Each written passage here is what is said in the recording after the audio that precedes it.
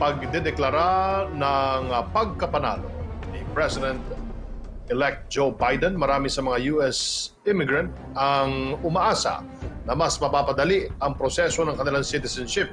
Gayon din po ang paglawak pa ng oportunidad para naman sa mga skilled foreign workers. We have on the other line, Philippine Ambassador to the United States, Ambassador Manuel Romualdez. Magandang umaga po sa inyo, Ambassador, mula dito sa Pilipinas. Magandang umaga, Sec. Martin at Madam Rocky. Okay, hindi ko marinig si Ambassador pero baka ako lang ang may problema yun sa aking audio. Pero Mr. Ambassador, sa pagkakapanalo ni President-elect Joe Biden sa US elections just recently, ito ba ay makakabuti para sa Filipino migrant workers at yung mga immigrant dyan po sa Estados Unidos? Well, sa tingin namin na makakabuti pero lagi na namin minomonitor yung mga developments tungkol sa immigration at saka sa mga workers visa at lahat. Maraming beses ay nagpapalit naman pero maraming mga members ng US Senate na mga Democrats na nagpupush na medyo luwagan nila yung immigration. Pero ang ating image dito sa Amerika ay napakaganda. So ang mga Pilipino hindi nahihirapan talaga pag nag-apply sila. Ang isa lang paayo ko talaga is just to follow the rules para ganon wala tayong problema. No? Yan lang. So, pero sa tingin ko, makakabuti dahil marami sa mga party ni President-elect ay nagpupush na palitan yung mga provisions sa mga immigration laws dito sa Amerika.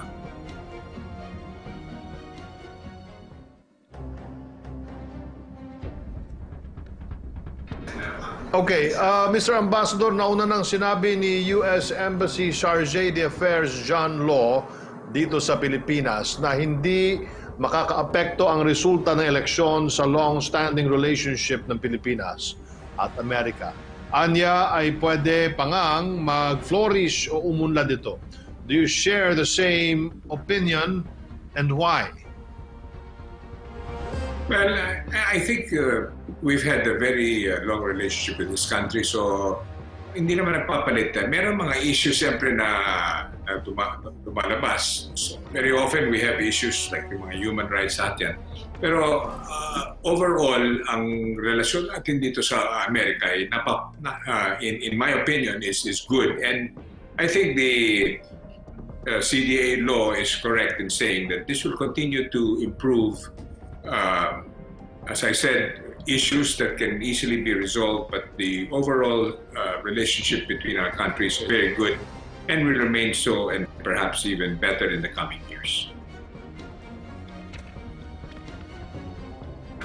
Base sa mga report, isa daw sa first order of business ni President-elect Biden ay i-reverse at ipawalang visa ang ilang immigration policies na ipinatupad ni Trump during his term na magdaman para makapag-file for citizenship ang illegal immigrants at dreamers na tinatawag. In your estimate, ilang mga Pilipinong naninirahan po sa Amerika ang may kinabang sa planong ito ni President-elect Biden? Well, right now, meron tayong 350,000 pending cases of deportation. Siguro, maybe quite a number of those can actually, it's now on appeal at yung mga deportation courts. So, posibleng pwedeng ma-extend yung kanilang stay dito. At it's also possible na itong mga changes that might occur during the presidency of President-elect Biden may change many of these things that will affect many of those that are already in that deportation cases. No? Pero marami pa rin na mga ibang Pilipino na nag-apply rin ng itong mga DACA at DRIM. Lahat yan na sa tingin namin is going to be good also for them, no? Because the indications are the Biden presidency will change many of these things that will would be beneficial for many of our Filipinos here in the United States.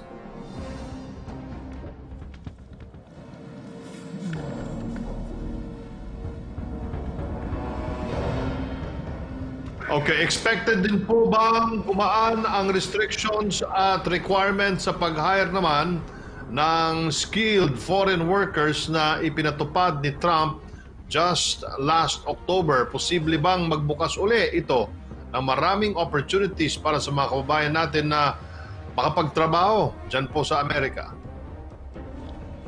Pero sa tingin namin, that's probably going to happen, no? Dahil ang marami na apekto yung mga H1 visas. These are skilled workers, especially doon sa Silicon Valley. Marami nag-complain ng mga kumpanya doon. Not only mga Filipinos na nagtatrabaho doon, pero mostly from India and from other parts of the world na apekto doon sa the change, no? Because the administration of President Trump has always been pushing for jobs for Americans. Pero there are many skilled workers that are very helpful for the economy here in the United States. So sa tingin namin, yan ay papalit. No? It will change and it will probably be, again, beneficial for many of those skilled workers that would like to work here in the United States. With this, Ambassador, ay mag-i-increase daw ng operations ang Philippine Embassy at consular offices natin dyan. Ito po ba ay para sa lahat ng consular services or mainly for the dual citizenship application lang?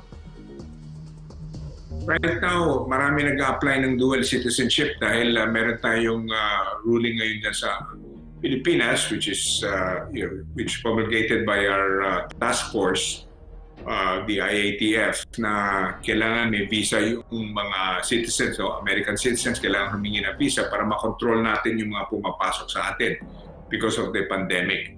So maraming Filipinos na hindi sila dual citizens, pag basta Pilipino ka, you're allowed to come back to the Philippines, although you follow certain rules that you'll be quarantined or take tests, or whatever it is that's required. No?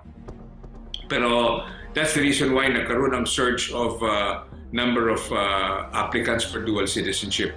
So because of that, we had to increase also the workload. No?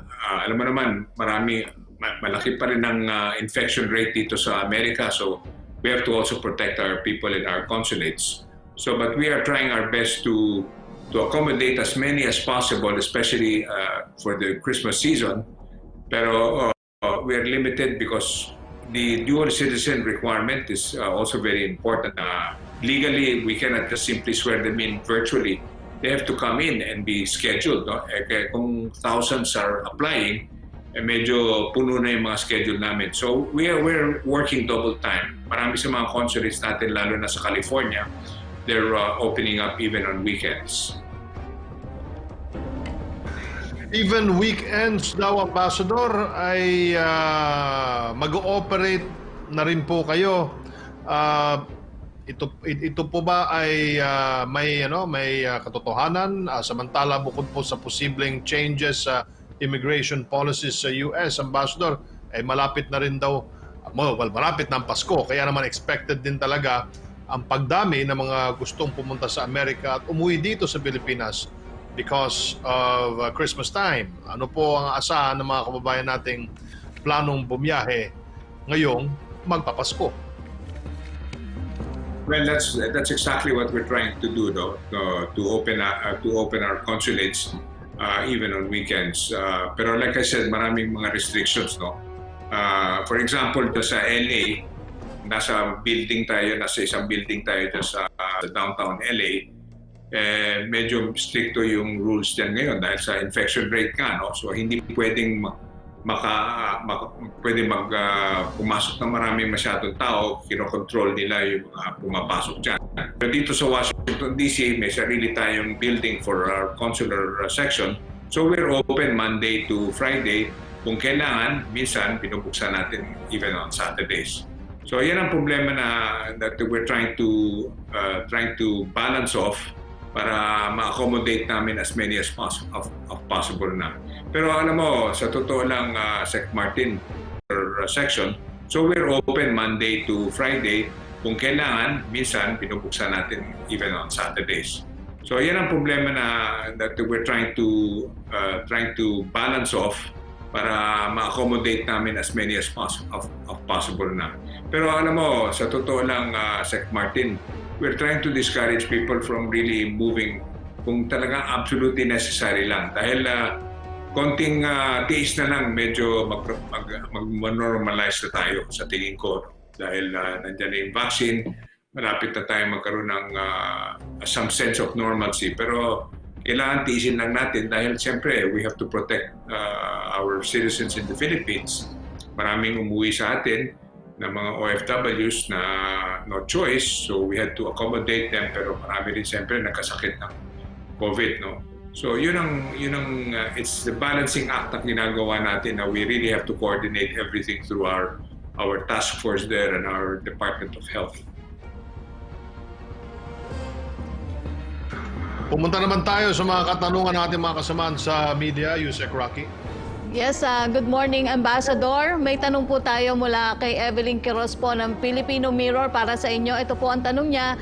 The American pharmaceutical company Pfizer will ensure supply for the Philippines of its COVID-19 vaccine after it is approved for distribution. According to your report days ago, understandably, Pfizer will prioritize the United States. Once the vaccine is approved, how long will the Philippines have to wait before we receive the initial production batch?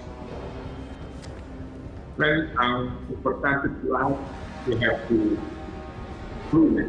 Our FDA, our local FDA, will have to approve the Pfizer vaccine. So yan ang number one. Ayan, pag na-approve na yan, which hopefully will come sooner than soon, dahil ma-approve na dito sa US FDA ang Pfizer vaccines, then we can start talking to Pfizer kung ilan ang mga pwede nilang i-supply sa atin almost immediately. No? They're trying their best to also, siyempre maraming mga bayan na gusto rin nila ng vaccine galing dito sa Amerika. So, but we have been given some sort of priority dahil kinausap nga ni Secretary Locsin si Secretary Pompeo maybe 3 months ago at humingi ng tulong na kung pwede bigyan tayo ng pagkakataon to receive these vaccines coming here from the United States. Alam mo, kailangan natin ng vaccines from all over. Lahat ng pwede mag-supply sa atin dahil we need to vaccinate at least 60% of our population para talagang siguradong yung pandemic nito ay titigil na. So that's our objective. So Pfizer is only one of the many pharmaceutical companies na gusto nating to be able to purchase these vaccines. And by the way, we were assured by Pfizer that their pricing for this thing is not going to be what some people are trying to say. It's going to be very expensive. Dahil they want to make sure that everybody will have an opportunity to get this. And they're trying to give it to countries like the Philippines, allies of the United States, at reasonably priced vaccines. So it's not really going to cost it because it's volume. Malaki ang kailangan natin. So definitely, it will depend on how many we get it for the first batch. Pero at the end of the day, lahat tayo magkakaroon ng pagkakataon to get the vaccines, our choice. Kung saan natin gusto, either Western or the others that have been approved by our FDA. Lastly, Mr. Ambassador, any reminders or announcements na lang po para sa mga kababayan natin na dyan po sa Amerika? Well, again, gusto ko lang sabihin sa kanila at this point in time, dahil siyempre hindi pa kontrolado yung infection rate dito sa Amerika, it's best really not to be traveling because we have to follow certain rules sa Pilipinas na we're also trying to protect the people who are there. No? Only if you really need to go home. Dahil I know that Christmas is a very important time of the year for us, pero this is a different time, so it takes different measures to take that we have to take so that para protektado tayong lahat. So I would really encourage them to just hold off their travel until we get to a point where it will be safer for them and also safer for the people in our country.